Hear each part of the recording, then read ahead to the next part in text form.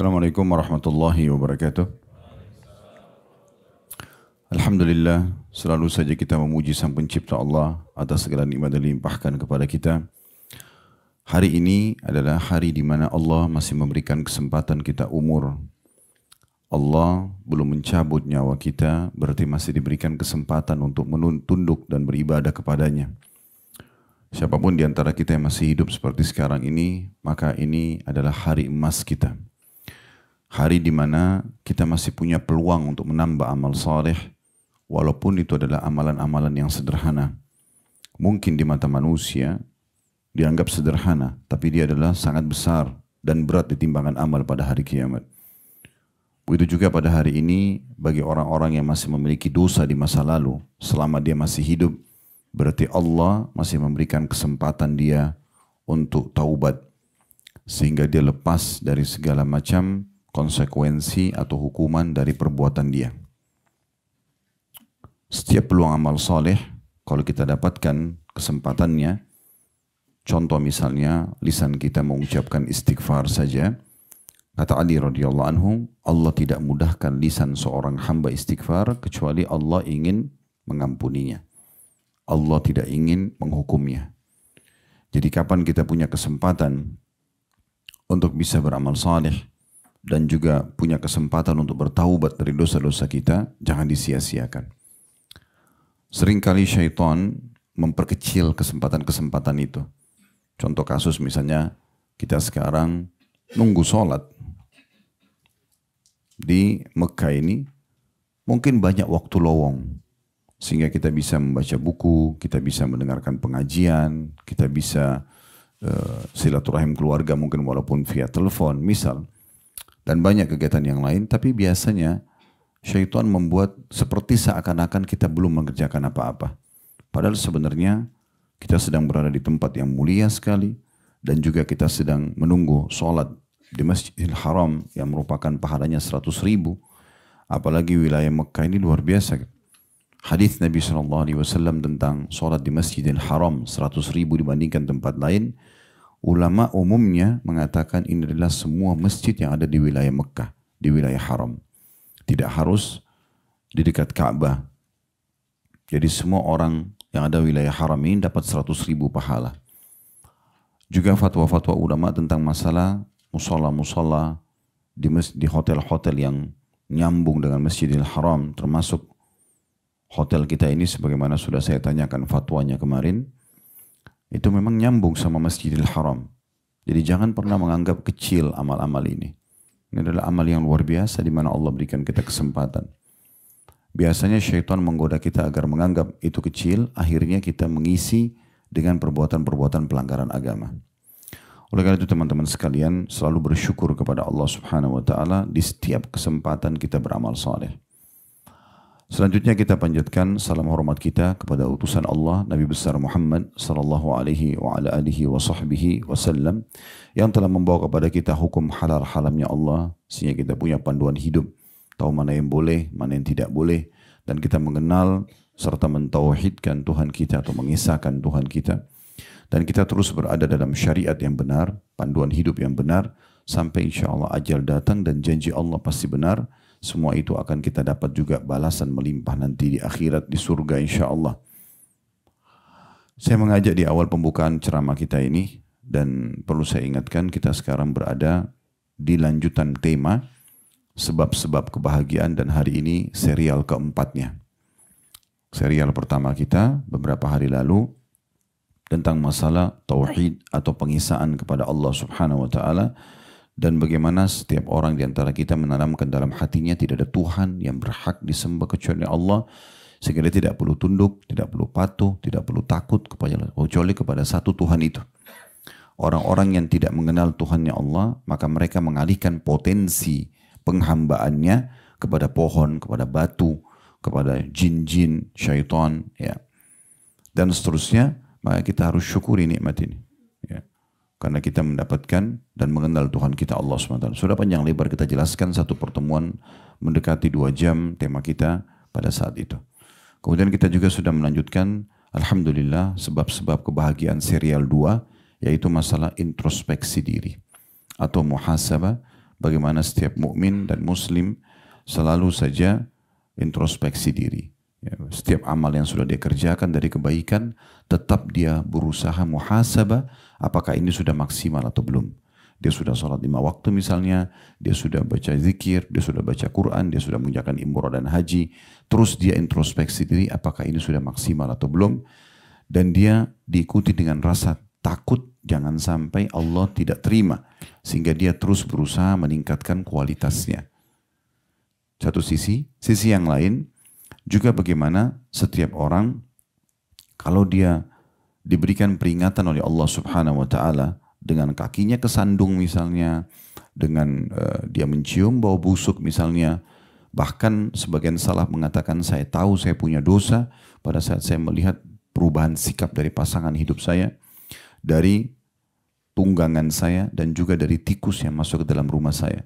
Mereka jadikan sebagai bahan introspeksi diri sehingga mereka beristighfar segera.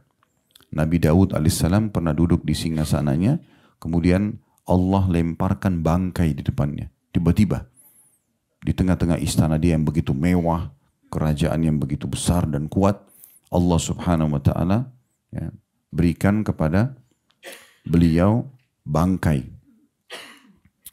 Nah, bangkai ini teman-teman sekalian membuat Nabi Daud alaihissalam langsung sujud kepada Allah dan tidak mengangkat kepalanya sampai beliau mengetahui apa jawaban dari Allah Subhanahu wa taala. Setelah itu Allah turunkan firman-Nya menjelaskan kepada Nabi Daud kalau itu adalah ujian. Tadi Nabi Daud khawatir itu adalah dosa. Dan memang begitu pekah setiap orang di antara kita harusnya memikirkan masalah. Dan ini sudah kita jelaskan panjang lebar dalam serial kita yang kedua, masalah muhasabah. Kemudian yang ketiga, serial kita kemarin kita sudah bahas, alhamdulillah, sebab-sebab kebahagiaan tentang masalah menuntut ilmu agama. Terus mengisi hidup kita selama masih hidup, selama masih Allah belum datangkan ajal, diisi dengan ilmu agama. Terus belajar, tidak pernah merasa cukup. Sudah panjang lebar kita sebutkan dalil-dalil keutamaan menuntut ilmu, sudah kita sebutkan tentang perbedaan orang alim sama orang-orang yang bodoh, ya, dan seterusnya. Panjang lebar begitu juga contoh-contoh dari perkataan para salafus saleh tentang masalah pentingnya setiap orang di antara kita selama hidup mengisi dengan ilmu agama. Dan ini wajib bukan pilihan. Serta ilmu itu didatangi bukan ilmu yang mendatangi kita. Ya, setiap kali Anda dengarkan majelis ilmu, kebuang peluang untuk hadir dalam majelis ilmu, maka jangan sia-siakan. Jangan tunggu ilmu datang kepada kita, tidak mungkin. Itu tidak mungkin. Tidak ada orang dilahirkan dalam kondisi pintar. Sedangkan kita belajar dari kecil sampai kita tua pun tidak akan pernah cukup. Ini juga sudah panjang lebar kita paparkan pada pertemuan kemarin. Pada kesempatan ini insya Allah kita akan masuk ke serial sebab-sebab kebahagiaan, serial yang keempat. Tentang masalah pengabdian abadi. Dan saya tulis di flyer di medsos kita dalam kurung sibuk beramal saleh. Ini sebab kebahagiaan yang keempat. Sebelum kita masuk ke tema ini, saya mengajak teman-teman sekalian jangan berhenti berdoa. Jangan berhenti berdoa di waktu-waktu mustajab atau walaupun dianggap bukan waktu mustajab. Di saat tiba-tiba kita teringat misalnya, agar haji kita diterima. Semoga Allah jadikan ini haji yang mabrur. Allah jadikan ini pembersihan dosa-dosa kita. Allah jadikan juga ini penyebab kita insya Allah sebagaimana berkumpul di sini. Allah kumpulkan kita insya Allah saling melihat wajah-wajah kita ini di surga firdausnya tanpa hisab. Allahumma amin. Karena para salafus saleh itu selepas Idul Fitri mereka berdoa 6 bulan agar amal-amal mereka selama Ramadan diterima. 6 bulan non-stop. Ya Allah terimalah amal-amal kami selama Ramadan. Terus diulangi 6 bulan, bukan sekali 2 kali. 6 bulan ke depannya mereka memohon agar disampaikan ke Ramadan akan datang. Itu Ramadan. Haji lebih pantas kita untuk memohon seperti itu.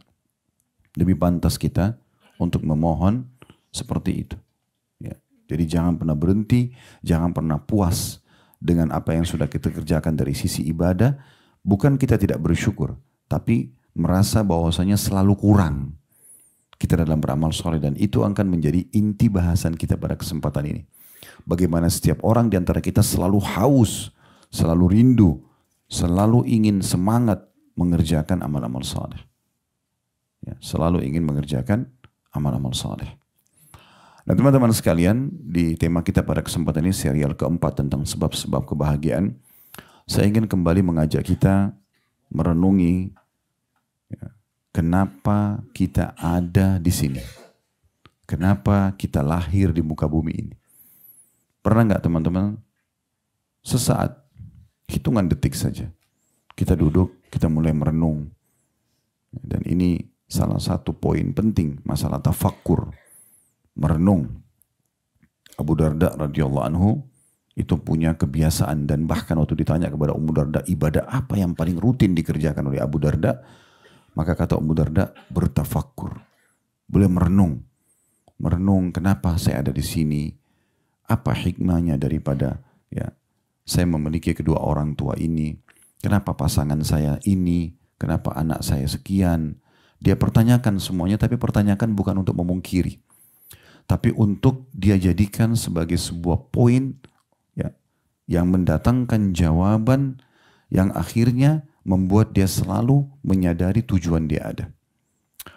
Teman-teman sekalian, jawaban ini akan ada dalam surah Az-Zariyat ayat 56.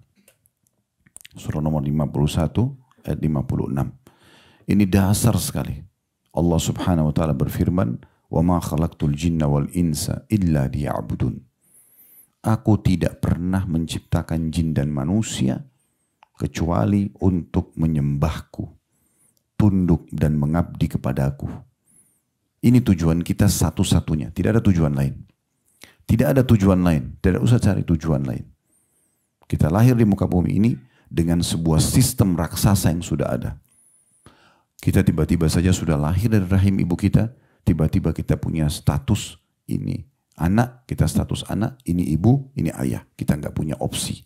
Kita nggak bisa milih, saya nggak mau ibu ini, saya nggak mau ayah ini. Dan tiba-tiba saja ayah kita sibuk mengurus, mencari nafkah untuk membesarkan dan membiayai kita. Membiayai ibu kita, ya, makanan sehat, rumah bersalin yang bagus, dan segala macam. Ibu kita pun sibuk memakan makanan nutrisi, konsultasi dengan dokter kandungan, kemudian diberitahukanlah harus asam folat, harus ini, harus itu, dan semua itu demi untuk kita. Kita nggak punya andil sama sekali. Begitu kita lahir dari kecil kita disayang, dinaungi, dilindungi, pada saat sakit diperhatikan ekstra, sampai akhirnya kita tumbuh besar dan mulailah kita memiliki program-program sebagaimana orang tua kita, beranjak dewasa, menikah, punya keturunan juga, begitu seterusnya. Ini kan sebuah sistem yang jelas depan mata kita. Tidak mungkin tidak ada yang mengatur sistem ini. Pasti ada yang mengatur sistem ini. Ya. Pergantian siang malam yang rutin seperti ini. Ya, kadar oksigen yang ada sehingga mencukupi kita bisa bernafas misalnya. Kadar air yang selalu kita rasa cukup buat kita. Api dan seterusnya. Apapun yang kita butuhkan di roda kehidupan muka bumi ini, Allah penuhi. Nah kita harus sadar teman-teman sekalian. Kalau kita ada di sini, kalau ada yang tanya, apakah saya diciptakan Ustadz untuk sholat? Iya jawabannya. Memang untuk itu. Untuk puasa? Iya. Untuk haji dan umroh? Iya. Untuk berzikir? Iya. Untuk baca Quran? Iya. Untuk bakti sama orang tua, jenguk orang sakit, semua yang Allah perintahkan, itu tujuan kita diciptakan. Selain daripada ini bukan tujuan kita. Orang kalau melenceng dari tujuan dia akan sia-sia waktunya. Walaupun dalam Islam Allah Subhanahu wa taala masih mentolerir, masih memberikan kita hal-hal yang dimubahkan. Ngobrol satu sama yang lain misalnya, ya, mandi, ini semua adalah misal contoh hal-hal yang mubah. Selama bukan pada yang haram maka dibolehkan. Tapi tujuan utamanya adalah bagaimana kita menyelesaikan hal yang diwajibkan kepada kita dan juga kita sempurnakan dengan hal-hal yang sunnah. Jadi kalau ada orang lebih mendahulukan mubah, dia tidur daripada sholat, ini keluar dari tujuan dia. Tujuan dia sholat. Memang dia harus tinggalkan tempat tidurnya untuk sholat. Kalau ada orang gara-gara meeting, urusan dunia, kemudian dia tinggalkan sholat, berarti dia melenceng dari tujuan dia. Tujuan dia sholat. Harusnya ditinggalkan semua. Dan seterusnya. Maka ini yang paling penting yang harus kita ketahui teman-teman sekalian. Dan Allah Subhanahu wa taala mengingatkan, menguatkan ayat Az-Zariyat ayat 56 tadi dengan surah Al-Mu'minun ayat 115. Allah Subhanahu wa taala juga menitik beratkan perkataan Allah ini kepada ahli neraka nanti di hari kiamat. Pada saat mereka masuk neraka, mereka menyesal-nyesal. Surah Al-Mu'minun surah nomor 23 dari ayat 99 itu sampai 115. 99-nya itu betul-betul mereka pada saat meninggal, mereka menyesal, mereka minta dikembalikan di dunia agar mereka beramal soleh. Seingat saya kita pernah baca dalil ini di serial kita yang kedua, introspeksi diri. Tapi setelah Allah Subhanahu wa taala ya menceritakan tentang kondisi nanti ahli neraka, kita diberikan tanda kutip bocoran tentang masalah itu supaya kita jangan menjadi mereka. Allah mengatakan di ayat 115 yang Mu'minun, afahasibtum annama khalaqnakum abathan wa annakum ilaina la turja'un. Apakah kalian mengira kami menciptakan kalian main-main saja hanya untuk kumpul-kumpul ngobrol kosong misalnya, apalagi buat dosa? Apakah kalian mengira kami menciptakan kalian dengan tujuan itu dan kalian tidak dikembalikan kepada kami? Nah, makna dikembalikan kepada kami artinya kalian akan kembali kepada kami nanti, akan ada balasan surga ataupun neraka. Surga bagi orang yang patuh dan neraka bagi orang yang membangkang. Kemudian juga dalam surah Al-Qiyamah. Al-Qiyamah artinya hari kiamat. Dan hari kiamat artinya hari kebangkitan. Semua orang, kita tidak asing pernah melihat orang meninggal. Dan kita pun akan ke sana nantinya. Mati, sudah dibungkus kain kafan. Pada hari itu juga kita menjadi ahli kubur. Udah selesai. Kisah semua dunia ini habis. Gak ada lagi. Orang cuma mengenang, oh itu pakaiannya dia, oh itu bajunya, oh itu rumahnya, oh itu dulu jabatannya, dan seterusnya. Hitungan hari buyar semuanya, selesai. Ya. Dan kita sudah diingatkan ya, agar hati-hati sebelum datang hari itu. Kata Nabi SAW, orang mukmin yang paling cerdas, orang mukmin yang menyadari dia akan meninggal dunia dan dia selalu punya persiapan untuk itu. Ini bukan menakut-takuti tentunya ya. Karena orang sebenarnya kalau tujuannya akhirat teman-teman sekalian, dia tujuannya adalah Tuhannya, waktunya akan terus maksimal untuk itu. Terus dia sibuk dari ibadah ke ibadah yang lain, dari ibadah yang lain. Dan saya sudah kasih judul kita, pengabdian abadi. Memang kita mengabdi kepada Allah secara abadi. Di dunia kita begitu, di akhirat pun kita akan mendapatkan balasan dan terus berjalan pengabdian tersebut. Walaupun memang banyak di antara syariat Allah SWT sudah tidak dikerjakan lagi di dunia, di surga nanti. Seperti puasa, jihad, sholat, sudah nggak ada lagi. Tapi zikir masih ada. Kita akan terus berzikir, bersyukur, kemudian kita menikmati apa yang Allah Subhanahu Wa Taala berikan balasan kepada kita. Kemudian dalam surah Al-Qiyamah ini ayat 36 tadi, saya bacakan ayatnya, ayahsabul insanu ayyutraka suda. Apakah manusia mengira bahwasanya mereka akan dibiarkan begitu saja tanpa pertanggungjawaban? Ini firman Allah turun dari 1400 tahun yang lalu. Apakah mereka mengira bahwasanya boleh berbuat semaunya, tidak mengikuti hukum Allah? Tidak ada perintah, tidak ada larangan, tidak ada balasan dari perbuatan baik, tidak ada hukuman? Imam Syafi'i rahimahullah pada saat menanggapi surah Al-Qiyamah ayat 36 mengatakan, la yu'mar wa la yunha. Apakah mereka mengira mereka tidak disuruh, tidak diperintah dan tidak dilarang? Kemudian juga ulama lain menambahkan wala yuthabu wala yu'aqab. Dia tidak dibalas dengan balasan pahala dan juga tidak dihukum dari perbuatannya. Ini sebagaimana Ibnu Qayyim rahimahullah sebutkan dalam kitab Madarikus Salikin milik beliau di jilid 1 halaman 98. Jadi ini memang tujuan kita diciptakan. Sadari dulu poin ini. Ya. Tidak ada tujuan lain kecuali memang untuk mengabdi kepada Allah Subhanahu Wa Taala. Jangan pernah merasa sia-sia menghabiskan waktu 20 hari lebih pergi haji, walaupun haji cuma 6 hari. Enggak ada yang sia-sia. Justru bagus kita berada di sini. Karena orang cuma dua keadaan, dalam kondisi dia ketaatan atau dalam kondisi dia melanggar, enggak ada yang lain. Kan begitu. Dia mengerjakan dan menikmati apa yang Allah perintahkan dan bolehkan, atau dia dalam pelanggaran dan pembangkangan, enggak ada yang lain. Dan kalau kita disuruh pilih, tentu ini tujuan kita dan ini bukan tujuan kita. Dan ada satu bonus yang luar biasa yang Allah Subhanahu Wa Taala siapkan buat kita teman-teman sekalian. Kapan seseorang keluar dari tujuan dia, dari amal saleh, dari ketaatan kepada Allah, dia menyimpang kepada pelanggaran, Allah masih berikan dia kesempatan untuk kembali. Itu kalimat ini kalimat emas yaitu taubat. Ini luar biasa. Saya kadang-kadang kalau duduk merenungi masalah taubat ini saya betul-betul melihat bonus yang sangat besar dari Allah. Menyimpangnya seseorang dengan melanggar syariat Allah SWT, masih dikasih kesempatan kembali. Ya kalau kita kerja di perusahaan, pada saat dia melanggar walaupun pelanggarannya besar, perusahaan masih kasih dia 1 tiket, kamu masih punya kesempatan untuk kembali. Dan kembali semua fasilitas. Itu mustahil kayaknya. Ya. Kalau ada orang sudah pernah maling, mencuri, ada orang pernah menipu, ya. Ada orang pernah memukul, ada orang pernah membunuh misalnya teman-teman kantornya, itu nggak akan dikerjakan lagi kalau di mata manusia.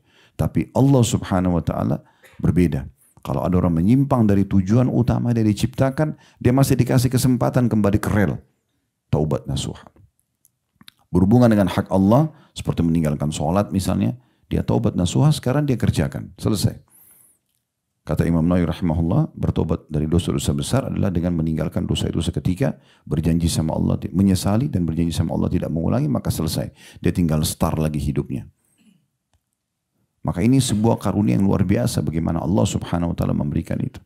Kita masih bisa menyimpang. Kalau berhubungan dengan hak makhluk, misalnya kita pernah menggibah orang lain, kita pernah memfitnah orang lain. Nah kalau kita merusak citra seperti ini, kita harus taubat kepada Allah Subhanahu wa Ta'ala. Lalu kita minta keridhaan orang yang pernah kita sakiti atau rusak citranya itu. Minta keridhaan dia. Kalau kita pernah mengambil materi, benda, mencuri misalnya, manipulasi data, wajib taubat kepada Allah SWT. Juga minta keridhaan pemilik hak. Dan juga kalau dia minta dikembalikan, kembalikan haknya. Kalau kita pernah menyakiti secara fisik, taubat kepada Allah Subhanahu wa Ta'ala. Kita minta juga keridhaan dia. Kalau dia minta balas, maka kasih dia kesempatan balas. Namanya kisos. Supaya tidak ada lagi masalah di akhirat nanti. Maka ini sebuah bonus yang luar biasa. Di mana Allah Subhanahu wa Ta'ala mudahkan. Ya. Baik, Allah Subhanahu wa Ta'ala teman-teman sekalian melanjutkan. Itu tadi Az-Zariyat ayat 56. Ayat 57 sampai ayat 58-nya. Ini Allah menjelaskan kalau Allah sama sekali tidak membutuhkan kita. Dan tidak membutuhkan amal kita. Ini step setelahnya ini yang harus difahami. Jangan pernah, kenapa teman-teman ada orang sholat buru-buru. Allah Akbar, Allah Akbar. Yang penting selesai. Seperti store kewajiban. Karena dia pikir Allah butuh dengan ibadahnya. Ini pemahaman yang harus diluruskan. Keliru sekali. Fatal sekali salahnya. Allah Subhanahu wa Ta'ala tidak pernah membutuhkan itu. Allah tidak butuh dengan sholat kita, dengan puasa kita, dengan zikir kita, dengan doa kita, dengan haji kita. Allah tidak butuh. Ada miliaran makhluknya Allah, diantaranya malaikat, ya, di mana Allah jelaskan dalam Al-Quran, la yas'amun, mereka selalu beribadah kepada Allah, tidak pernah jenuh. Kalau kita manusia masih ada jenuhnya. Kalau para malaikat tidak pernah jenuh, dan jumlahnya lebih banyak daripada manusia, sebagaimana sudah kita titik beratkan kemarin. Jadi jangan pernah berpikir, ibadah yang kita kerjakan adalah Allah butuh. Kenapa orang banyak kalau sedekah masih setengah-setengah? Kadang-kadang memberikan jumlah yang kecil. Atau dia menolak untuk memberi. Kenapa dia berpikir, oh dia tidak butuh dengan amal itu. Tapi Allah yang butuh, orang miskin itu yang butuh. Makanya para ulama meluruskan pemahaman tentang orang kalau bersedekah, dia harus hapuskan dari benak dia secara totalitas, harus habis. Kalau yang butuh adalah orang yang minta, hapus itu. Yang butuh saya, bukan dia. Ya. Harus dihapus, karena kapan persepsi kita, oh orang miskin ini minta berarti dia butuh, kita akan perhitungan. Padahal sebenarnya yang butuh kita. Kenapa seperti itu? Bagaimana memahaminya? Para salafus saleh menjelaskan. Mereka mengatakan seperti misalnya contoh Hasan Basri, Sa'id bin Musayyib dan beberapa ulama-ulama lain, itu mereka kalau didatangi orang-orang miskin yang minta, kemudian menerima, kemudian dia memberi dan menerima apa yang dia sedekahkan, senyum lebar lalu mengatakan begini, lihatlah orang-orang ini membawa amal-amal kami ke timbangan amal kami tanpa diupah sedikit pun. Mereka tidak anggap itu adalah sesuatu yang diberikan. Tapi justru sekarang kan kalau kita berikan orang 1 juta rupiah misalnya. Dia ambil, dia pakai kebutuhannya. Beli baju, bayar utang, dia beli makanan, kasih obati anaknya. Oke, selesai.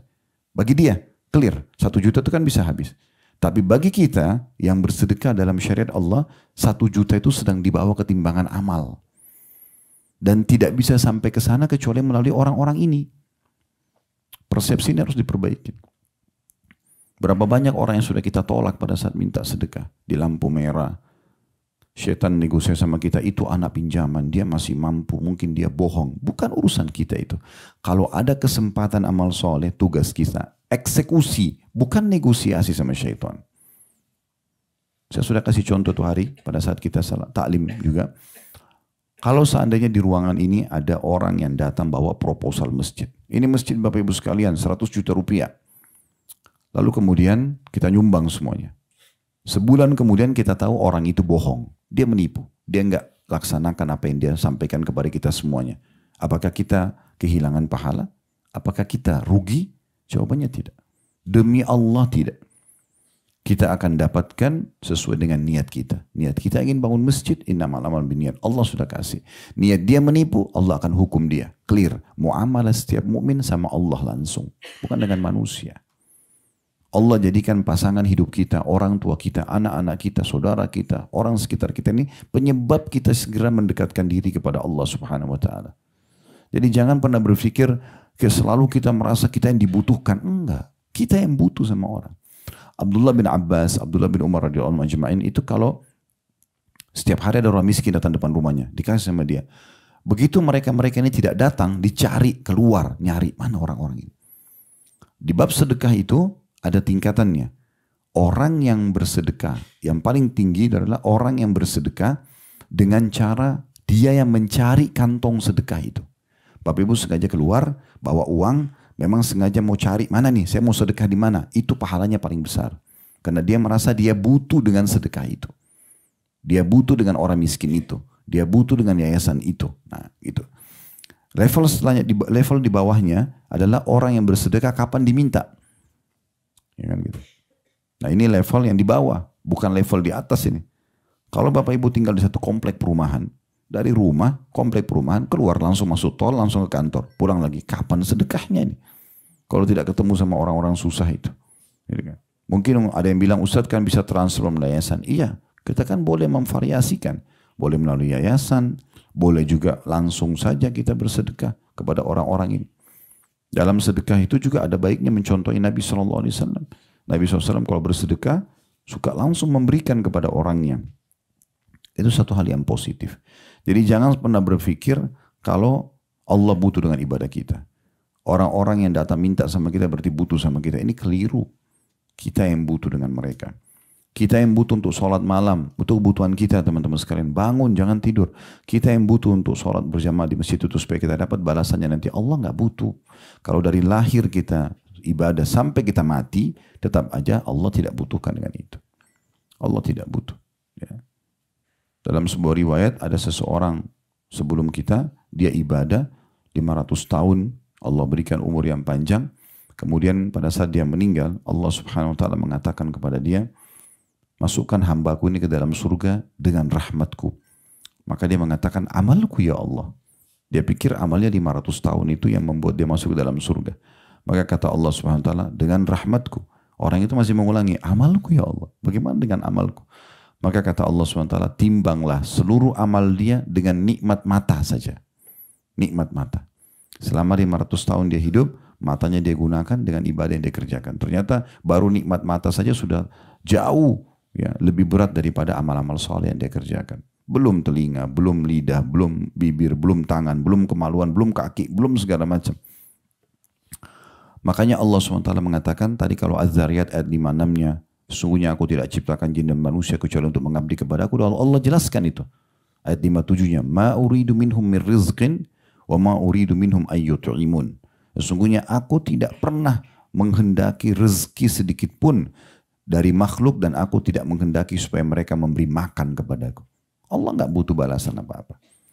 Dalam sebuah hadis Bukhari dan hadis Qudsi Allah SWT mengatakan, sungguhnya wahai hamba-hambaku itu amal-amal yang aku syariatkan kepada kalian, aku perintahkan kepada kalian yang sebenarnya akan aku kembalikan kepada kalian sendiri.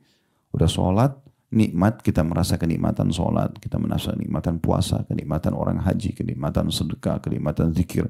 Ada kenikmatannya, asal orang ikhlas ada kenikmatannya. Itu juga dikasih balasan lagi. Dikasih balasan, sudah merasakan nikmat dengan nikmat tersebut, dikasih balasan. Menjadi orang soleh dan orang solehah itu enak. Enak. Siapa yang bilang tidak enak? Orang dia hidupnya nyaman. tidak ada beban apa-apa, selalu lidahnya jujur, ya selalu anggota tubuhnya selalu dalam kebaikan-kebaikan, selalu baik dengan orang lain, karena mengejar pahala semua enak hidupnya. Justru orang yang tidak soleh itu dan solehah itu tidak enak hidupnya. Sana sini bohong, sana sini menipu, sana sini ganggu orang, banyak musuhnya. Kalau orang soleh nggak ada. Tapi kan ada orang soleh juga dimusuhi oleh orang lain, ada, tapi yang musuh mereka itu memang justru untuk menambah pahala mereka. Nabi SAW dimusuhi oleh orang munafikin, tapi bukan berarti beliau buruk. Juga pada saat satu waktu ada orang-orang yang datang kepada ya, Aisyah radhiyallahu anha selepas meninggalnya Abu Bakar dan Umar radhiyallahu anhum ajma'in. Di masa khilafahnya Utsman bin Affan ada yang datang mengatakan, wahai Ummul Mukminin, wahai ibunya orang-orang beriman, saya melihat banyak orang yang mencaci maki Abu Bakar sama Umar, padahal mereka berdua sudah meninggal. Lalu kata Aisyah, saya tidak melihat kecuali Allah ingin menambahkan pahala buat mereka walaupun mereka sudah meninggal. Jadi kembali ke masalah itu, Allah tidak pernah ingin balasan dari kita. Itu untuk kita sendiri. Ya, juga dengan masalah kurban yang kita baru kerjakan kemarin juga Allah mengatakan la yanallahu luhumuha wala dima walakin yanalut taqwa minkum. Allah enggak butuh dengan darah dan dagingnya hewan kurban kalian, tapi Allah menilai ketakwaan kalian. Patuh enggak sih? Nah, orang kalau punya kepatuhan, dia akan cari hewan yang terbaik, dia akan keluarkan harta yang terbaik karena dia tahu akan kembali kepada dia. Lalu Allah memastikan ayat 58-nya, innallahu war-razzaqu dzul quwwatil matin. Ketahuilah bahwasanya Allah itu Razzaq. Ini terjemahannya luar biasa ini. Bahkan mungkin kalau kita mau cari kata-kata yang tepat ini agak sulit gitu. Sesungguhnya Allah itu Razzaq. Maknanya luas sekali. Di antaranya Allah itu satu-satunya pemberi rezeki. Yang rezekinya stoknya tidak pernah habis. Ya, dan kalaupun ada hambanya yang melanggar maka dia tetap memberikan rezeki kepada mereka. Allah memberikan rezeki kepada orang kafir, kepada orang beriman, gitu kan? Itu di dunia, di akhirat hanya dikhususkan untuk orang-orang beriman saja. Nah, ini poin-poin penting yang harus digarisbawahi tentunya. Ya. Jadi teman-teman sekalian, kita harus paham kalau kita itu memang tujuannya ada di sini untuk mengabdi, untuk beramal soleh. Makanya saya kasih judul pengabdian abadi. Gak ada setengah-setengah orang beribadah itu. Syekh Islam Ibn Taimiyah rahimahullah menjelaskan tentang apa makna ibadah dalam ayat ini. Surah Az-Zariyat ayat 56. Wa ma khalaqtul jinna wa insa illa liya'budun. Kata beliau kurang lebih terjemahannya, dalam ibadah itu terkandung mengenal, mencintai dan tunduk kepada Allah. Bahkan dalam ibadah terkadang segala apa yang Allah terkandung segala apa yang Allah cintai dan ridhoi. Titik sentral yang paling urgent dalam segala yang ada dalam hati, yaitu berupa keimanan, mengenal dan mencintai Allah, takut dan bertobat kepadanya, bertawakal kepadanya, serta ridho terhadap hukum-hukumnya. Di antara bentuk ibadah adalah sholat, zikir, doa dan membaca Al-Quran. Artinya ini semua tujuan kita. Itulah terjemahan daripada ibadah itu, pengabdian itu. Ya. Jadi ini penting sekali. Nah, banyak orang yang meyakini ini kemudian mereka terima. Lalu mereka jadikan sebagai hidup. Dan beruntunglah orang-orang seperti ini. Sampai ajal datang dia akan dapat apa yang Allah SWT janjikan. Ya. Ada juga orang yang rugi. Karena mereka sama sekali tidak mau berpegang pada petunjuk ini. Mereka lalai. Gitu kan. Ah, sudahlah. Bertakwa sama Allah. Takutlah. Kerjakanlah ini. Ah, gak penting. Gitu. Nah, ini orang-orang yang rugi nantinya. Mereka akan menyesal nanti pada hari kiamat. Ada judul khutbah kami, khutbah Jumat itu, mudah-mudahan teman-teman tim insya Allah sudah naikkan di medsos kami, tentang masalah penyesalan. Jadi cukup banyak dari dalam Al-Quran, dari hadis-hadis Nabi SAW menceritakan bagaimana menyesalnya orang pada hari kiamat nanti. Karena mereka tidak mengisi waktu-waktunya untuk mengabdi kepada Allah Subhanahu wa taala. Itu akan penuh dengan penyesalan nanti pada hari kiamat. Baik teman-teman sekalian, kalau kita beriman dan beramal saleh, kita mengabdi sama Allah, apa yang kita dapatkan? Maka dengarkan firman Allah Subhanahu wa taala dalam surah An-Nur ayat 55 sampai 56. Tentu banyak sekali yang kita dapatkan, tapi ayat ini mencakup dan sudah mewakili semua apa yang Allah janjikan. An-Nur surah nomor 24 ayat 55 sampai 56. Bunyinya begini. Wa'adallahu alladhina amanu minkum wa amilus salihati la yastakhlifannahum fil ardi kama istakhlafa alladhina min qablihim wa la yumakkinanna lahum dinahum alladhi irtada lahum wa la yubaddilannahum min ba'di khawfihim amna ya'budunani la yushrikuna bi syai'a wa man kafara ba'da dhalika fa ulaika humul fasiqun wa aqimus salata wa atuz zakata wa ati'ur rasula la'allakum turhamun. Maknanya dalam sekali ayat ini. An-Nur 24, 55 sampai 56. Kalau yang punya aplikasi Al-Quran dibuka saja. Ya. Terjemahannya, dan Allah telah berjanji.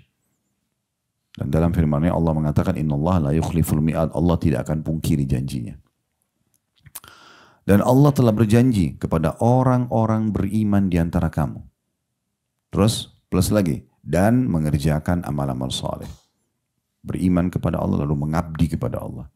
Seluruh anggota tubuh ini digunakan untuk mengabdi kepada Allah, mengerjakan kewajiban-kewajiban yang sunnah-sunnah, masuk dalam amal saleh dan meninggalkan apa yang diharamkan. Itu pengabdian. Saya ulangi, dan Allah telah berjanji kepada orang-orang beriman di antara kamu dan mengerjakan amal-amal saleh bahwa Dia, D-nya besar kata ganti Allah, sungguh-sungguh akan menjadikan mereka berkuasa di muka bumi. Ini maknanya luas sekali. Jadi mereka punya kekuasaan di muka bumi. Asal tulus dalam beriman dan beramal saleh, Allah akan kasih kedudukan, Allah akan kasih jabatan, Allah akan luaskan rezekinya. Bahkan kalau perlu Allah jadikan mereka sebagai raja-raja. Ini sebagian ulama ya mengambil, menambahkan dalam tafsir ayat-ayat seperti ini, dikasih contoh para sahabat Nabi. Kalau bukan karena Islam teman-teman sekalian, tidak akan ada orang yang mengenal nama Abu Bakar, Umar, Uthman, Ali, Talha, Zubair dan yang lain-lainnya. Allah memuliakan Khulafaur Rasyidin Abu Bakar, Umar, Uthman, Ali menjadi raja ya, dan terkenal, dikenang selalu kisahnya, dikenang selalu perjuangannya. Di masa Abu Bakar setelah meninggalnya Nabi SAW dari tahun 11 sampai tahun 13 Hijriah, itu seluruh fitnah yang terjadi di Jazirah Arab selesai. Sehingga nama Abu Bakar jadi sangat harum, selain sahabat Nabi, selain mertua Nabi, juga dialah yang memberantas dua nabi palsu. Musaylim al-Kadzab di Yamamah, wilayah Yamamah, dan Aswadul Unsi di Yaman. Dan di masa itu pula, beliau sudah bentuk pasukan untuk ekspansi ke wilayah utara Jazirah Arab, tepatnya wilayah negeri Syam. Tapi belum berhasil, lalu beliau meninggal. Tapi beliau berhasil meredam fitnah yang terjadi ya pada saat itu, adanya nabi palsu, dan juga adanya orang-orang yang menolak zakat. Mereka mau menghapus zakat karena menganggap zakat hanya diserahkan kepada Nabi SAW. Setelah itu, ya, Umar datang tahun 13 sampai tahun 23, 10 tahun. Di masa ini masa keemasan luar biasa. Ya, pasukan umat Islam sangat sederhana. Tidak semua punya kuda untuk berperang. Kadang-kadang ada yang menggunakan pedang yang sudah cukup lama. Ada yang dipinjamkan oleh temannya. Ada yang jalan ke medan perang tidak punya perisai, tidak punya baju besi, tidak punya topi besi. Tapi mereka berperang. Kalau Bapak Ibu sudah tahu, alhamdulillah. Kalau belum tahu, di masa Umar ini masa ekspansi Islam yang luar biasa. Setengah dunia itu dikuasai oleh umat Islam di masa itu. Tahun 15 Hijriah, Umar bin Khattab mengirim pasukan yang tadi dibentuk oleh Abu Bakar untuk ke negeri Syam. Syam itu 4 negara, Lebanon, Syria, Palestina, dan Jordania. Dan di masa inilah Masjid Aqsa jatuh di tangan umat Islam. Di tahun 16-nya, beliau mengirim itu ke negeri Syam sekitar 12.000 pasukan dipimpin oleh Khalid bin Walid dan Abu Ubaidah bin Jarrah radhiyallahu anhum ajma'in. Di tahun 16-nya beliau bentuk pasukan dipimpin oleh Sa'ad bin Abi Waqqas pergi ke negeri Persia di wilayah timurnya Jazirah Arab kurang lebih. Irak, Iran, Rusia, Afghanistan itu ditaklukkan di tangan umat Islam.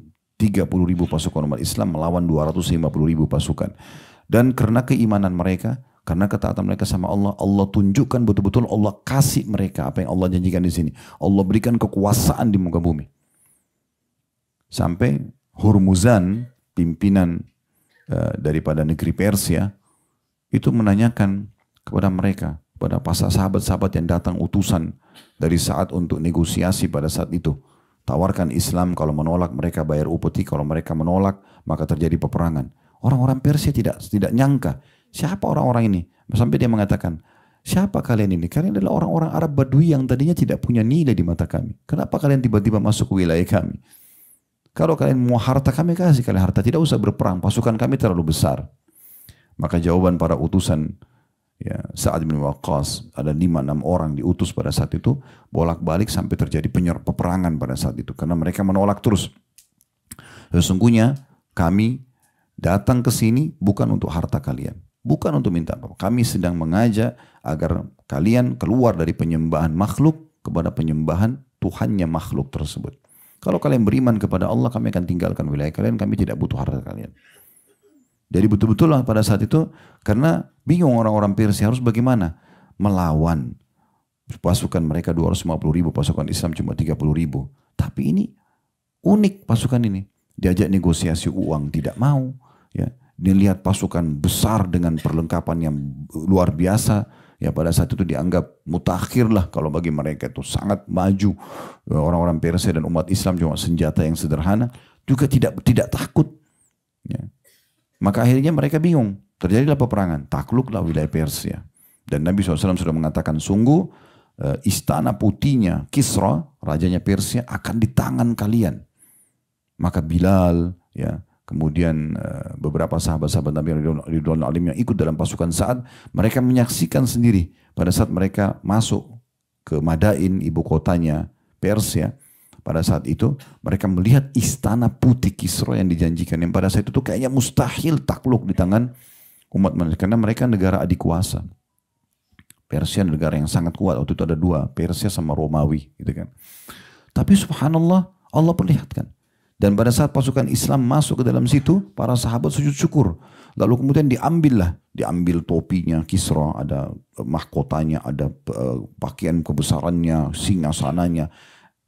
Kisra itu punya karpet yang sangat tebal, itu ditebar khusus di lantai kerajaan dia, itu di musim salju, karena di Persia salju, ditaruh di situ, dan itu seperti ada kebun-kebunnya. Saking besarnya karpet tersebut dan tebal sekali. Itu pada saat muslimin masuk ke sana, karena menjadi harta rampasan perang, mereka tidak tahu mau diapakan ini istana.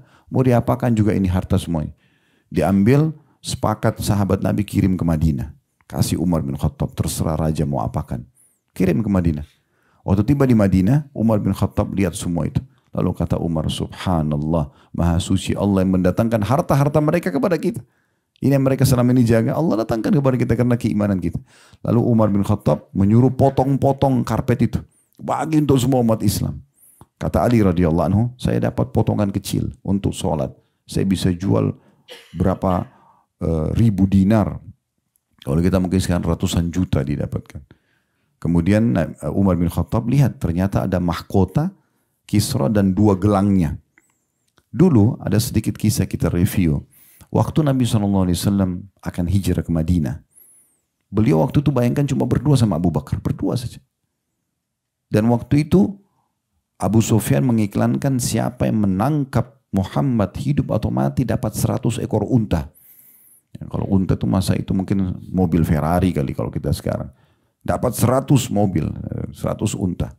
Maka orang semua mengejar Nabi SAW. Waktu itu betul-betul lemah sekali gitu kondisinya. Tapi Nabi SAW begitu yakin dengan janji Allah. Ini cerita jalanlah Nabi SAW bersama Abu Bakar. Tadinya beliau, jadi kalau kita gambarkan misalnya meja ini adalah Mekah, ya, Madinah itu ada di utaranya, di atasnya.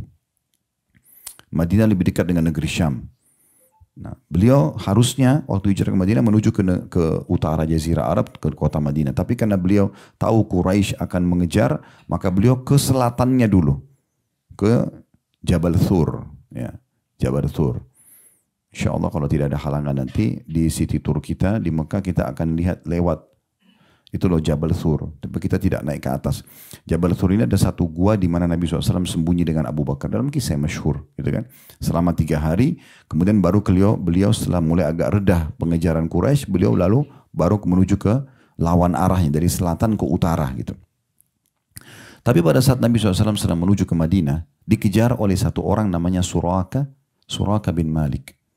Waktu itu masih kafir dia. Suraka ini, waktu lihat dari jauh, dia curiga. Dari jauh, ini pasti Muhammad sama Abu Bakar nih. Terus teman-temannya juga curiga, mungkin itu sana. Karena dia dapat 100 ekor unta, maka dia bilang, ah bukan, itu dari suku fulan, untuk mengalihkan teman-temannya. Setelah teman-temannya teralihkan, dia kejar sendiri. Sampai dia dekat dengan Nabi SAW, sudah jangkauan bisa memanah, maka tiba-tiba Abu Bakar mengatakan, ya Rasulullah, ada Suraka mengejar kita. Nabi SAW dengan tenang, tetap di atas untanya dengan tenang dan jalan.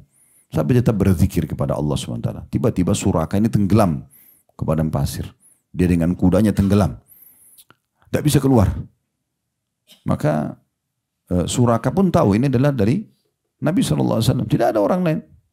Tidak ada apa-apa kudanya. Tidak ada longsor situ. Tiba-tiba kudanya masuk ke tanah. Dia pun masuk ke tanah. Maka dia mengatakan, wahai Muhammad, maafkanlah aku. Dan aku janji tidak akan melanjutkan ini. Maka kata Nabi SAW, baiklah. Tentu dalam beberapa riwayat buku-buku sejarah dia ulangi lagi, tenggelam lagi, gitu kan? Maka dia lebih sadar pada saat itu ternyata memang dari Nabi SAW. Ringkas cerita pada saat itu dia pun minta surat perdamaian, ditulis surat kalau dia ya berdamai, dia tidak mau lagi ganggu Nabi, tidak mau segala macam, dituliskan. Nabi SAW suruh Abu Bakar ditulis lah, dikasih ke dia. Dan nanti ini Suraka akan gunakan kertasnya di pembebasan kota Mekah. Dia lihatkan kalau dia memang punya surat jaminan dari Nabi. Maka dibebaskan dia dari tawanan pada saat itu. Tapi pada saat itu, dia sempat mengatakan begini. Saya minta perdamaian, ditulislah surat. Lalu kata Nabi SAW sambil senyum kepada Suraka. Suraka masih kafir waktu itu. Nabi SAW mengatakan, wahai Suraka, bagaimana nanti perasaanmu pada saat engkau menggunakan mahkotanya dan 2 gelangnya Kisra. Kisra ini raja, penguasa, negara adik kuasa yang paling disegani pada saat itu. Tentu Kisra ini julukan ya. Di bawah Kisra itu nanti ada nama-nama orang lagi. Ini istilah bagi raja-raja Persia. Seperti kalau Raja Romawi kan Kaisar. Nanti ada Bizantium I dan Raja apa, Konstantin dan segala macam gitu. Nah orang kalau di Ethiopia Najasyi. Kalau di Yaman Tubba, itu istilah-istilah begitu. Nah kata Nabi SAW, bagaimana hai Suraka perasaanmu nanti kalau kau mengenakan mahkota dan 2 gelangnya Kisra. Dia kaget. Dia bilang Kisra Ani Sinwan, maksudnya Kisra yang sekarang lagi berkuasa. Kata Nabi SAW, iya. Maka Suraka bingung pada saat itu. Dia dijanjikan oleh Nabi akan pakai mahkota dan mereka tahu Nabi SAW ini orang yang jujur. Subhanallah, berjalan waktu Nabi SAW hijrah dan seterusnya, perang terjadi sampai Nabi SAW meninggal. Dan Suraka sempat masuk Islam di masa hidupnya Nabi SAW, pembebasan kota Mekah. Beliau hidup Suraka ini sampai masa Umar. Nah waktu harta rampasan Kisra, Persia dibawa ke Madinah, Abu Umar tiba-tiba ingat sabda Nabi itu. Hai Suraka, bagaimana pendapatmu, bagaimana perasaanmu kalau di kepalamu ada mahkota dan di 2 tanganmu gelangnya Kisra. Maka kata Umar, panggil Suraka bin Malik. Ada di Madinah waktu itu. Dia tidak ikut dalam pasukan. Maka datang dia. Kata Umar bin Khattab sengaja depan orang semua. Wahai Suraka, apa yang Nabi SAW sebutkan, ucapkan kepadamu di saat kau kejar beliau waktu mau hijrah ke Madinah. Kata Suraka, kekasihku Rasulullah SAW. Dia tidak tahu ini kalau ada mahkota di situ. Dia cuma mengatakan kekasihku Rasulullah SAW mengatakan, wahai Suraka, bagaimana perasaanmu di saat nanti di atas kepalamu dan di kedua tanganmu ada mahkota dan gelangnya Kisra. Maka kata Umar, wahai Suraka, Allah telah membenarkan nabinya. Ini adalah mahkotanya Kisra dan ini adalah kedua gelangnya. Pakai dan keliling Madinah sekarang. Suraka pakai itu dan pakai gelang. Sambil dia menangis, dia keliling Madinah, dia mengatakan, kekasihku Rasulullah telah bersabda dan membenarkan sabdanya. Hai Suraka, bagaimana perasaanmu pada saat di kepalamu ada mahkota Kisra dan di kedua tanganmu ada gelangnya. Keliling Madinah semua. Dan orang di Madinah hampir semuanya menangis melihat kejadian tersebut. Betul-betul apa yang Allah janjikan dari firman yang kita bacakan tadi, Allah kasih kedudukan di muka bumi. Badui tidak kenal apa-apa. Gak ada yang kenal. Seorang wanita pernah berkata kepada Umar bin Khattab, wahai Umar, baru kemarin kau adalah anak kecil berlari-lari di ganggang di ganggang Mekah. Kemudian engkau tumbuh besar dan engkau termasuk orang yang membenci Islam. Tapi karena engkau beriman, Allah muliakan kau sekarang. Menjadi harum namanya, menjadi mertua Nabi, sahabat Nabi, dan menjadi orang yang ikut dalam semua peperangan Nabi, dan menjadi raja muslimin. Dikenang sepanjang masa. Janji Allah tidak mungkin salah teman-teman sekalian. Demi Allah janji Allah benar, tidak boleh ragu. Orang beriman beramal soleh akan diberikan kedudukan, akan diberikan kedudukan. Tinggal bagaimana kita ikhlas dan yakin dengan itu. Tidak boleh dalam Islam kita diikuti dengan rasa ragu. Dalam berdoa misalnya kata Nabi SAW, Udu rabbakum mungkin bil ajabah. Berdoalah kalian kepada Tuhan kalian dengan diikuti rasa yakin akan diterima. Fa inna Allah la yaqbalu du'a min qalbin ghafil. Karena Allah tidak akan menerima doa dari orang yang hatinya lalai. Kita kembali ke ayat tadi. Itu penjelasan tentang firman Allah SWT yang terjemahan, dan Allah telah berjanji kepada orang-orang yang beriman di antara kamu dan mengerjakan amal-amal saleh bahwa Dia sungguh-sungguh akan menjadikan mereka berkuasa di muka bumi. Itu faktanya. Umar bin Khattab tidak meninggal tahun 23 Hijriah kecuali utara Jazirah Arab negeri Syam sudah takluk, daerah timurnya negeri Persia sudah takluk, dan juga di tahun 20 Hijriah wilayah baratnya Afrika Utara mulai dari Mesir dipimpin oleh Amr bin As juga takluk. Akhirnya Afrika Utara, Tunis, Jazair, Maroko semua takluk. Dan sampai hari ini mayoritas Muslim. Akhirnya wilayah Afrika pun terbuka dan akhirnya ekspansi Islam ke Eropa, Spanyol itu terjadi dari Maroko. Gitu kan. Itu luar biasa itu. Kemudian di zaman Uthman bin Affan masa kemakmuran. Uthman bin Affan selalu hampir tiap hari mengirim. Kalau masa dulu kan tidak ada transportasi, kita tidak ada mobil, nggak ada iklan, medsos, nggak ada. Jadi caranya beliau datangkan unta-unta yang sangat banyak. Unta itu dipakai, dipikul di atas punggungnya itu macam-macam. Misalnya hari ini madu, semua madu. Lalu utusannya Uthman keliling Madinah mengatakan, wahai muslimin, ambillah hak kalian dari madu-madu ini, dibagi satu kota. Besok keju, besok gandum, besoknya baju, tiap hari masa kemakmuran. Yang luar biasa dan menyebar di mana-mana. Dan di saat itu pertama kali umat Islam punya kekuatan militer yang luar biasa di negeri Syam yang dipimpin oleh Muawiyah, gitu kan, radhiyallahu anhu majma'in. Kemudian di masa Ali itu penyelesaian fitnah internal lagi karena muncul kaum Khawarij yang mengaku muslim tapi suka mengkafirkan orang lain, dan diperangi oleh Ali radhiyallahu anhu sampai selesai. Tahun 40 Hijriah selesailah semua. Kata para ulama, orang yang mau lihat bagaimana memecahkan permasalahan internal bagi pemerintah-pemerintah yang menghadapi kekacauan, maka lihat masa Abu Bakar sama masa Ali. Dua-duanya penyelesaian fitnah internal. Siapa yang mau lihat bagaimana kekuatan militer, perkembangan ekonomi, peradaban, lihat zaman Umar. Siapa yang mau lihat kemakmuran, ya, keadilan di zaman Ali, di zaman Utsman bin Affan. Nah, ini tolok ukurnya. Setelah itu terus berlanjut itu. Berdirilah kerajaan pertama dalam Islam, dinasti Umayyah dari tahun 40 Hijriah sampai 132 Hijriah. Ini betul-betul memimpin dunia pada saat itu. Raja-raja muslim dikenal. Coba teman-teman kalau ketik saja di kisah tentang dinasti Umayyah. Itu ratusan tahun itu, puluhan tahun mereka berkuasa. Tahun 40 sampai 132. Kurang lebih 84 tahun kerajaan itu berjalan. Kemudian setelah itu, dan ini di masa-masa emas Islam ya, ekspansi peluasan ilmu, dan di masa inilah, dinasti inilah keluar imam-imam madhab, Imam Malik, Imam Ahmad, Abu Hanifah, ya, kemudian Imam Syafi'i. Ini di masa-masa ini. Keluar juga di masa ini imam-imam hadis, Imam Bukhari, Imam Muslim, Abu Dawud, Tirmidzi, itu di masa kerajaan dinasti Umayyah. Dan ini yang mendirikan adalah sahabat Nabi Muawiyah bin Abi Sufyan radhiyallahu anhu majma'in. Anaknya Abu Sufyan pun waktu awal benci Islam, tapi setelah pembebasan kota Makkah masuk Islam, gitu kan. Anaknya Muawiyah itu masuk Islam dan akhirnya menjadi pemimpin kaum muslimin, pendiri dinasti Umayyah namanya. Kemudian setelah runtuh dinasti Umayyah, habis masa kejayaannya, berdiri dinasti Abbasiyah, lebih besar lagi. Ya. Dari keturunan Abbas radhiyallahu anhu majma'in, paman Nabi SAW, itu dari tahun 132 Hijriah sampai 656 Hijriah. Ratusan tahun berkuasa. Waktu itu tidak ada yang berani dengan kekuatan Islam. Negara yang sangat besar dan sangat kuat.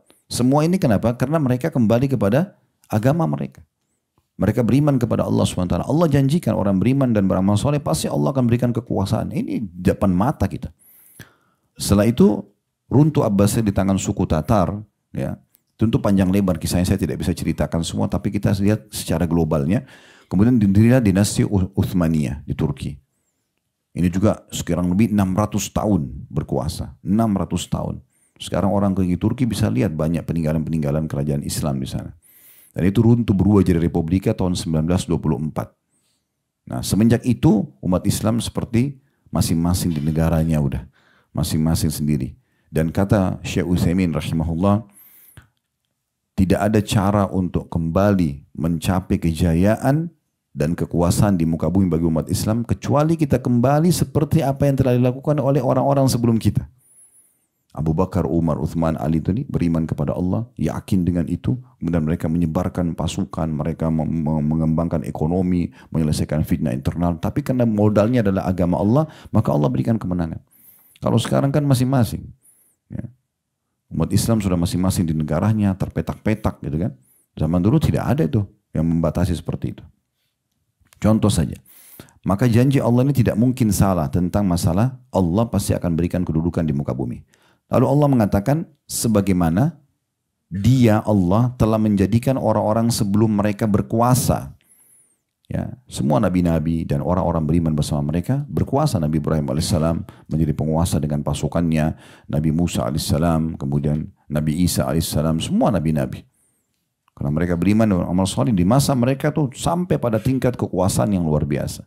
Siapa yang tidak kenal dengan kerajaan Nabi Daud dan Nabi Sulaiman alaihissalam, sampai Nabi Sulaiman bisa berbicara dengan hewan, mengerti bahasa mereka, tunduk padanya jin-jin, ya. Itu semua karena mereka beriman. Jangan bilang, oh itu karena nabi-nabi. Enggak, karena nabi-nabi beriman dan beramal saleh. Kita pun begitu. Kalau beriman sama amal saleh, pasti Allah akan kasih itu. Lalu kemudian dikatakan, ini janji yang pertama ya, Allah berikan kedudukan di muka bumi. Kemudian yang kedua janjinya adalah, dan juga sungguh Dia Allah akan meneguhkan bagi mereka agama yang telah diridhoinya untuk mereka. Maksudnya Allah akan sebarkan agama ini karena mereka memang memperjuangkannya. Akan nyebar di muka bumi. Dan yang ketiga, dan juga Dia Allah benar-benar akan menukar keadaan mereka. Sesudah mereka dalam ketakutan menjadi aman sentosa. Orang kalau beriman dan beramal saleh itu tidak ada ketakutannya. Dia kalau tidak pernah bohong, dia tidak pernah menipu, dia tidak pernah punya musuh, apa yang dia takutkan? Enggak. Tapi kalau orang suka berbuat dosa, suka melanggar, orang-orang munafik, sedikit teriakan dia dengar. Dia pernah mengambil uang 1 juta. Ada teriakan 1 juta, dia sudah ketakutan sendiri. Orang beriman tidak ada rasa takutnya, karena memang dia tidak perlu khawatir. Dia tidak melakukan pelanggaran. Ini janji yang ketiga. Dan Allah benar-benar akan mengganti keadaan mereka dari ketakutan menjadi aman sentosa. Mereka, kata Allah SWT, syaratnya supaya mau diberikan kedudukan di muka bumi, dibukakan pintu rezekinya, dimuliakan keadaannya, diharumkan nama baiknya, semuanya. Allah ganti ketakutan mereka menjadi aman sentosa. Mereka tetap menyembahku, kata Allah. Sibuk dari ibadah ke ibadah yang lain. Makanya saya bilang ini dari judul kita pengabdian abadi. Itu aja terus. Pokoknya dari zikir ke zikir yang lain, dari doa ke doa yang lain. Itu terus. Ya. Pokoknya selalu isi adalah ketaatan-ketaatan. Mereka menyembahku dan dengan tiada mempersekutukan sesuatu apapun dengan aku. Tidak syirik. Ya. Tidak boleh kita menduakan Allah subhanahu wa ta'ala. Minta pada Allah, minta juga pada kuburan. Nggak bisa. Minta sama Allah masih bergantung pada batu-batu. Ini nggak mungkin. Ya, sayangnya sekarang umat Islam ini banyak mencampur baurkan antara ketauhidan mereka dengan kesyirikan kepada Allah.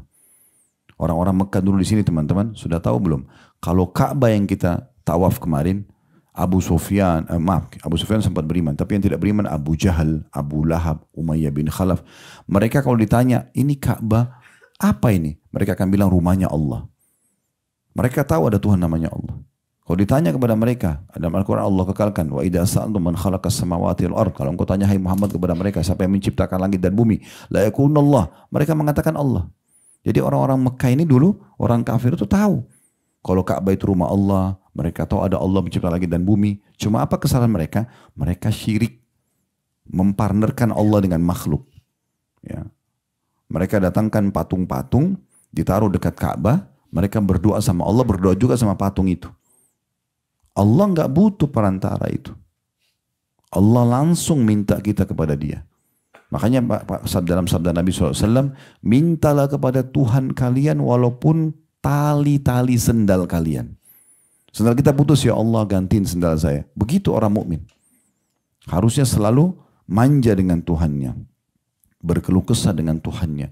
Memohon dan merengek pada Tuhannya. Memang begitu. Bahkan kalau kita tidak lakukan itu, ya, maka dalam hadis yang diriwayatkan oleh Tirmidzi berbunyi kata Nabi SAW, man lam yad'ullah yaghdab alaih. Siapa yang tidak berdoa sama Allah, tidak manja sama Allah, tidak merengek sama Allah, Allah murka padanya. Sampai seorang penyair mengatakan, jangan kau minta sama manusia. Karena kalau kau minta padanya, dia akan marah. Sekali kita minta, dia mungkin kasih. 2 kali dia kasih, 3 kali, 4 kali, 5 kali, dia akan marah. Tapi mintalah kepada zat Allah, kalau kau tidak minta, justru dia akan marah. Yang dikatakan di sini, mereka tetap menyembahku dengan tidak mempersekutukan sesuatu apapun dengan aku. Dan barang siapa yang tetap kafir, sesudah janji ini, ragu, masa sih dengan modal beriman saya bisa dapat kedudukan di muka bumi? Masa sih saya berubah jadi ketakutan, kekhawatiran menjadi tentram, sentosa? Masa sih dibukakan pintu rezeki hanya dengan modal sholat, hanya dengan modal puasa? Kata Allah, siapa yang kafir sesudah janji ini, maka mereka itulah orang-orang yang fasik. Mereka itu orang yang buruk. Sudah disampaikan baik-baik, tidak mau percaya, gimana caranya? Dan dirikanlah sholat. Sibuklah dari sholat ke sholat yang lain. Tunaikanlah zakat. Keluarkan yang wajib dan sedekah yang sunnah. Dan taatlah kepada Rasul. Supaya kalian diberikan rahmat. Maksudnya taatlah kepada perintah Allah melalui Rasulnya Muhammad SAW. Maka kalian akan mendapatkan keberuntungan. Keberuntungan. Baik teman-teman sekalian. Dalam beramal ini.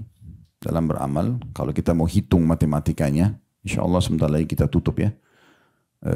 Dalam beramal ini, kalau kita menghitung matematika, Allah subhanahu wa ta'ala tidak bebankan kita syariatnya mulai dari kita lahir. Tapi kita dibebankan setelah kita balik. Anggaplah ada orang umurnya 60 tahun. Kita anggap ini misal contoh, standarnya orang balik umur 15 tahun. Dari 60 tahun sudah lewat 15 tahun kan gitu. Ini nggak ada beban. Belum dicatat sebagai pelanggaran. Baik. Setelah itu, 15 tahun berlalu ini. Kalau kita hitung 15 tahun itu kan berarti 1/4 dari umur 60 tahun ya. Karena kan kalau 60 bagi 4 kan 15. Nah, 15 tahun habis tuh. 1/4-nya habis. Berarti sisa 3/4-nya saja. Kalau kita hitung misalnya, dalam sehari kita tidur 8 jam misal. Walaupun kemarin Dr. Aziz bilang mungkin orang dewasa 6 jam ya. Tapi kalau kita misalnya hitung normalnya biasa orang 8 jam saja ya. Itu dipakai sama dia dari umur 60 tahun itu dia sudah habiskan puluhan tahun untuk tidur saja. Belum makan, belum bekerja, belum segala macam gitu kan. Biasanya saya pernah hitung-hitung itu mungkin kalau orang murni duduk saja ibadah itu mungkin 5-6 tahun, 10 tahun dari 60 itu. Itu pun kalau betul-betul dia lagi ikhlas, dia segala macam. Ya. Maka sebenarnya kesempatan beramal ini sedikit. Jangan disia-siakan. Jangan lagi dipakai untuk kelalaian-kelalaian. Makanya seorang tabi'in yang masyhur, Maimun bin Mihran, rahimahullah, seorang orang saleh. Dia menasihati diri dan menasihati juga murid-muridnya. Dan subhanallah karena mungkin ikhlas dia sampaikan, sampai akhirnya ya sampai kepada kita dan sampai kepada Bapak Ibu pada pagi ini. Beliau mengatakan inna a'malakum qalila. Ketahuilah amal kalian dan kesempatan beramal itu sedikit. Fa akhlisu hadzal qalil. Oleh karena itu ikhlaslah kalian dalam yang sedikit itu.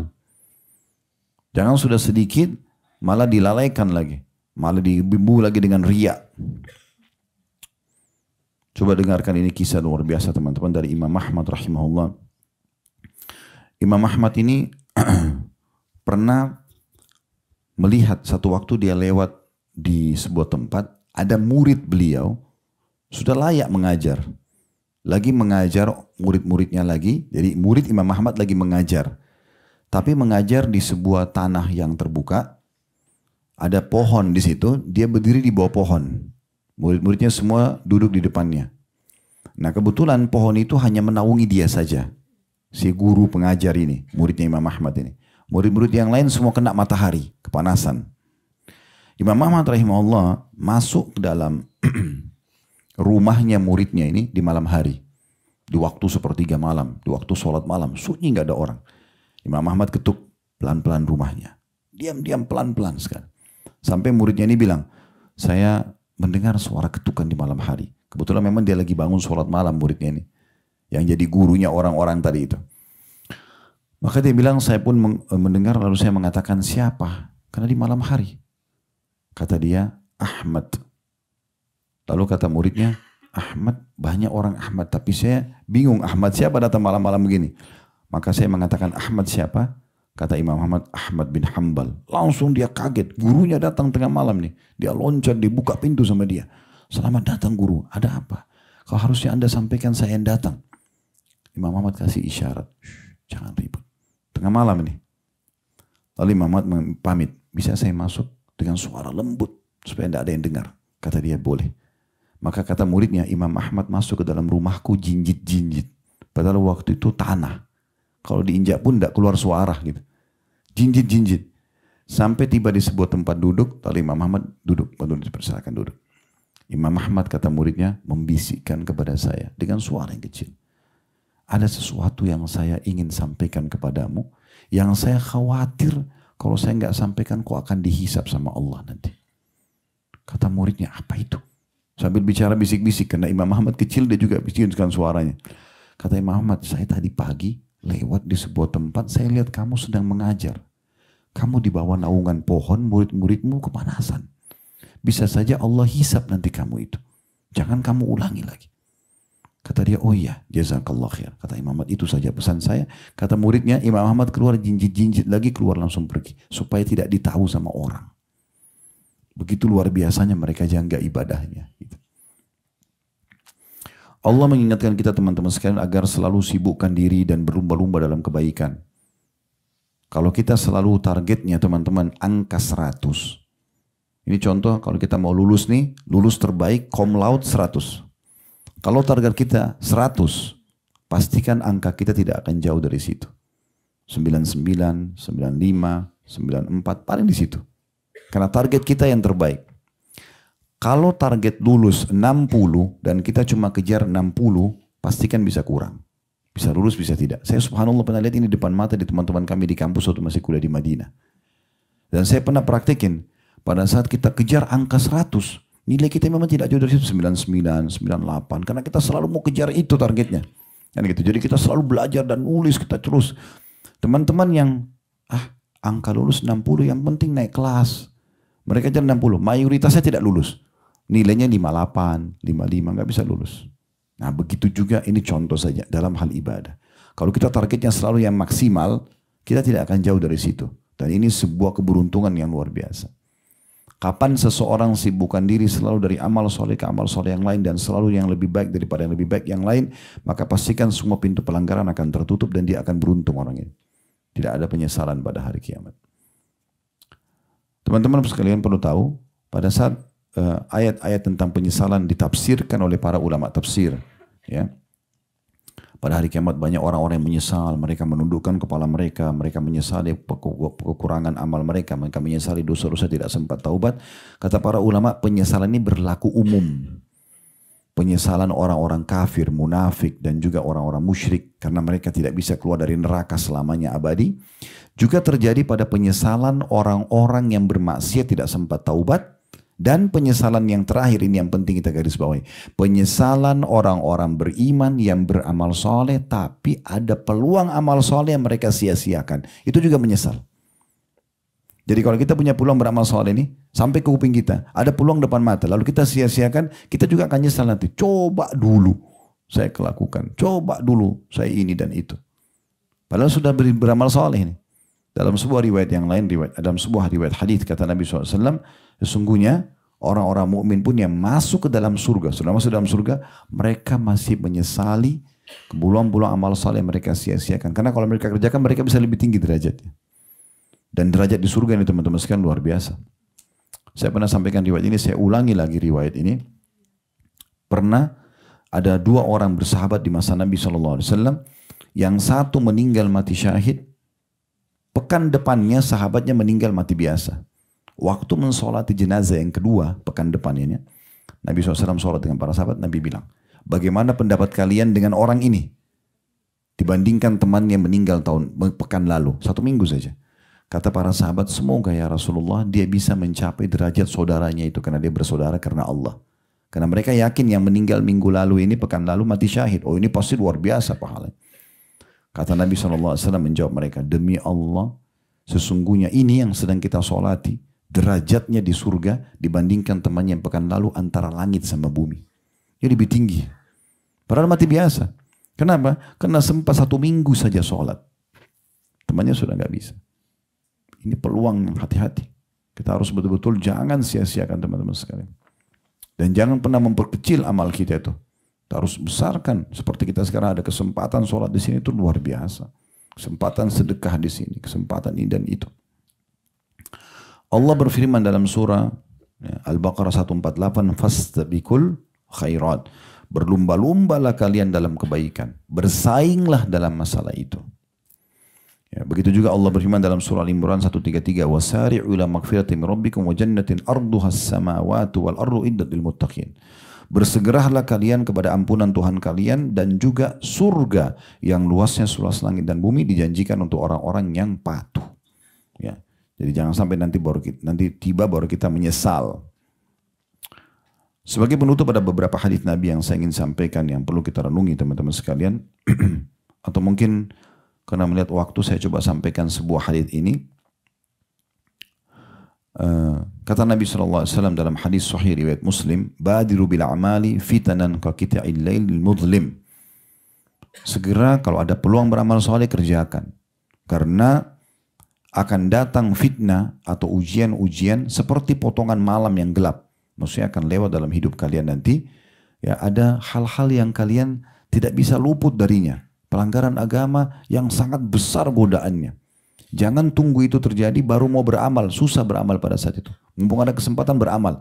Dan ini akan menjadi penyebab kalau datang ujian itu kita akan bisa melaluinya.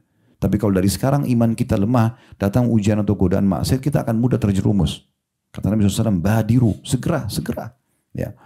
Kata Nabi SAW, karena akan datang ujian-ujian, kesempatan berbuat dosa yang syaitan tiupkan seperti malam yang gelap. Kita nggak tahu ini salah atau enggak. Atau kalau kita tahu salah kita anggap remeh. Yusbihur rajulu mu'minan wa yumsi kafira. Di masa itu bisa saja seseorang itu pagi hari mukmin, sorenya jadi kafir. Wa yumsi mu'minan au yumsi mu'minan wa yusbi kafira. Atau dia tiba sore hari beriman, lalu dia jadi kafir pagi harinya. Yabi'u dinahu bi'aradi minad dunya. Karena dia menjual agamanya demi untuk kebutuhan dunianya. Jadi ini harus hati-hati. Artinya kita harus betul-betul menjaga. Jangan sampai kita lalai dari amal soleh sehingga pada saat terlintas ujian-ujian, peluang berbuat dosa kita jadi terjerumus. Kapan kita tidak terjerumus? Kalau kita sudah sibukkan dengan amal-amal soleh sehingga kita tidak masuk ke hal tersebut. Dan kata Nabi SAW, siapa yang segera maka dia akan sampai ke tujuan. Dan ketahuilah, barang dagangannya Allah, balasannya adalah sesuatu yang mahal. Karena barang balasan Allah, dagangannya Allah adalah surga. Surga. Itu balasannya. Jadi bersabar teman-teman sekalian dalam amal soleh ini. Terus istiqomah. Mengabdilah selalu kepada Allah sampai ajal datang. Jangan goyahkan keimanan kita. Dan saya tutup juga dengan kiat istiqomah. Yang pertama, ilmu. Ilmu. Selalu saya ulangi. Belajar. Belajar dan belajar, dengarkan dan dengarkan. Terus kita sudah jelaskan hampir 2 jam kemarin tentang masalah itu. Buat simbol tidak ada hari tanpa ilmu. Pertama. Kedua, praktikkan. Apa yang sudah dengar dari ilmu itu, praktikin. Dan dalam praktek, paksakan. Paksakan sholat malam, paksakan sedekah, paksakan sholat di masjid, paksakan ini, paksakan itu. Yang ketiga, komunitas.